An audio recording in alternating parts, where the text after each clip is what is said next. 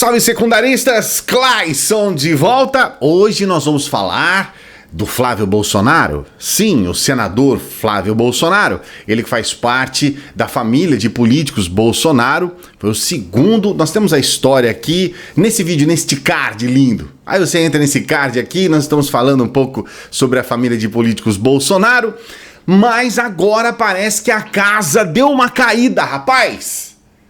Ah, parece que a casinha caiu. Pelo menos é o que tá aí nos indícios, né? Temos que ver o que o Ministério Público vai levantar, ainda mais com provas e tudo mais. Eles estão fazendo um processo aí de investigação. Mas, rapaz do céu, parece que dessa vez caiu a casa. Caiu a casa. Nós vamos falar a respeito disso hoje, mas antes eu peço para que você dê o joinha aqui no vídeo. Não se esqueça de dar o joinha, hein? Dá o joinha aqui agora, se você não gostar, você tira no final. Mas aí você já colocou o joinha aqui. Aliás, eu quero agradecer as pessoas que estão realmente dando joinha mesmo. Pô, que legal, fico feliz. Se você não é inscrito, você já sabe, nós estamos aqui na nossa campanha com 100 mil inscritos. Para chegarmos lá, tá assim, batendo lá na porta, toque, toque, tá muito perto. E nós vamos chegar lá gravando 70 vídeos por dia, então daí não tem como não dar certo. Então tá muito bom, peço para que você se inscreva e ative o sininho se você já é inscrito, tá bom? Olha, o que me chamou a atenção nesse caso do Flávio Bolsonaro, em primeiro lugar, foi a quebra de sigilo.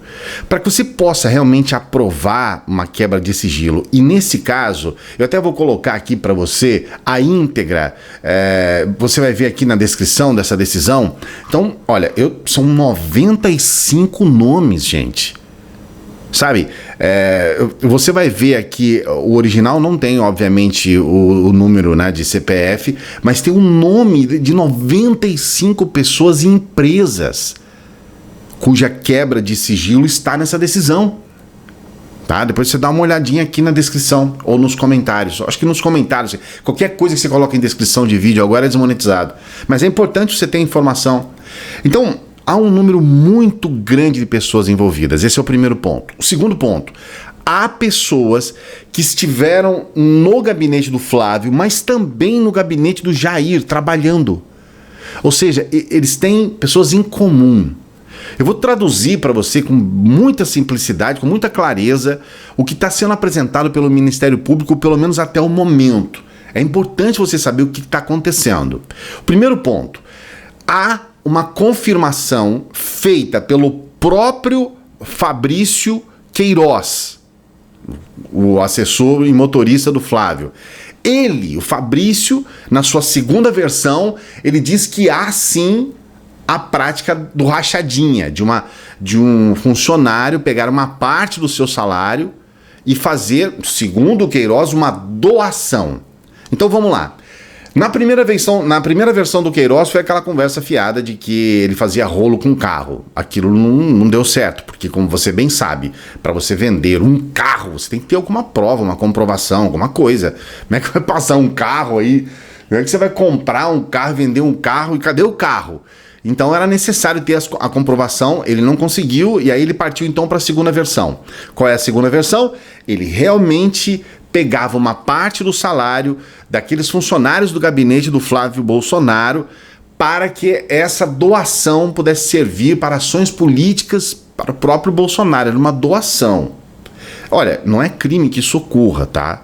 Mas ainda há uma necessidade de comprovar essa doação, de que essa doação realmente era transformada nisso. Porque o que o Ministério Público aponta? Qual que é realmente o nó nessa história toda? Tudo indica que o Fabrício pegava o salário, uma parte do salário dos funcionários, e esse dinheiro era lavado, vamos dizer assim, por intermédio da compra de imóveis. O Flávio, ele comprou 19 imóveis com o valor de 9 milhões e existe nessa compra um buraco, ficou um buraco, que é apresentado como um superfaturamento. Ele subfaturava e superfaturava. Então, pelo menos aí o Flávio vai precisar se explicar muito, porque determinados imóveis que ele comprava, o lucro era de 300% no período, quando na verdade o lucro real era 9%.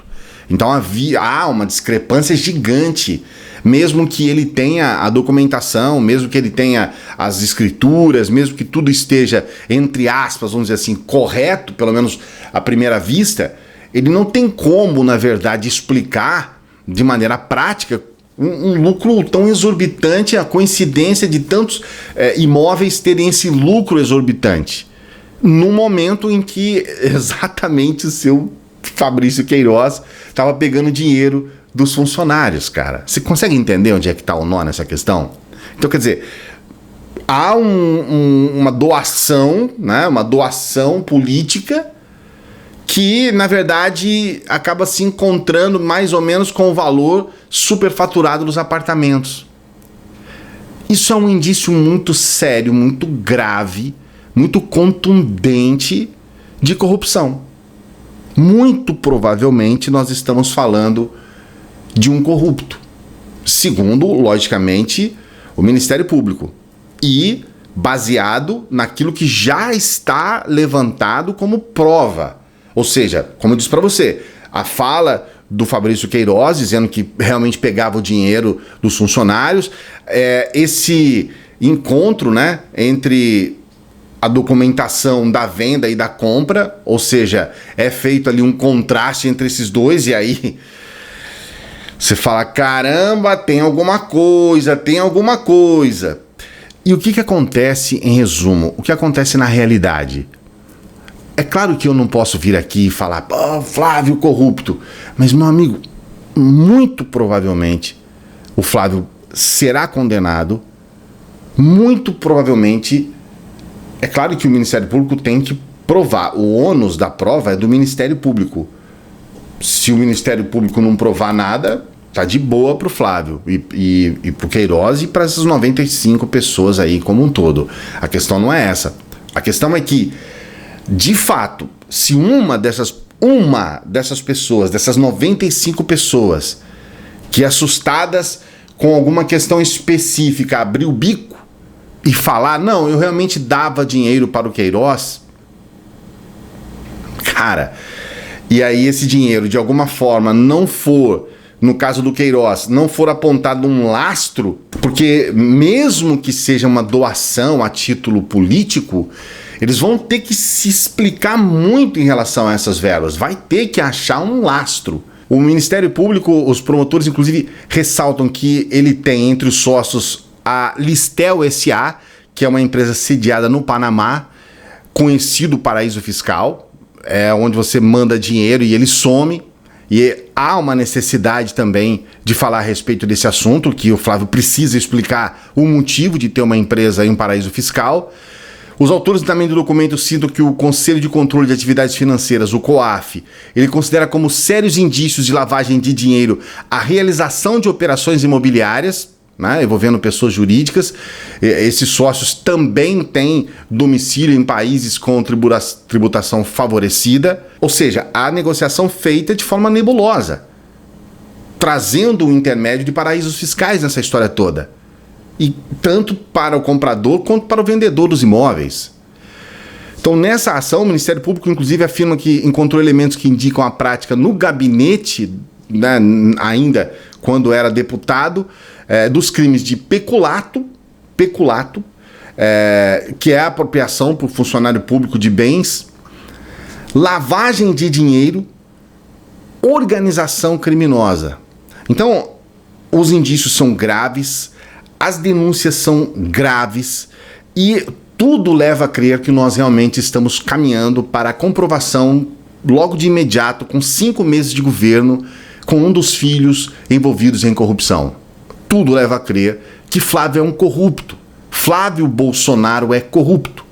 E aí agora, nesse momento, não adianta você falar, mas o Lula não sei o quê, mas o filho do Lula não sei o quê. Cara, o Lula tá preso, o babaca. Sabe aquela coisa? O negócio é ver o que está acontecendo naqueles que estão no poder. Esses são vidraça agora.